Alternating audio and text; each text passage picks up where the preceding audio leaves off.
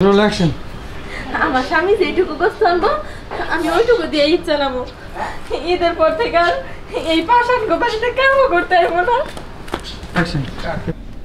Sir দেখেন না sir, মানে গরুটা জন আনছিলাম না, খুব আশা করে নিয়েছি যে গরুটা জবাই হবে, ওই মাংস কাটাকাটি হবে, কাটাকাটি করে সবাই দিবেন, আমার দিবেন স্যার।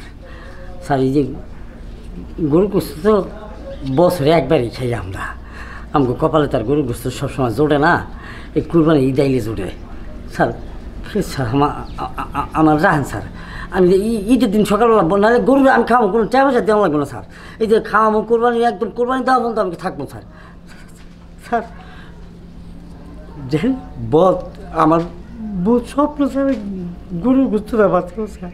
থামো তো, তোমরা ছোট লোকরা আসলে নেগা কান্না করো, নেগা কেন করো? এই এই গরুর দিকে তোমার নজর যাবে কেন? তোমরা যে লেভেলের তোমার নজর থাকবে ওই জায়গায়, তুমি কেন গরু এত যাই কাট।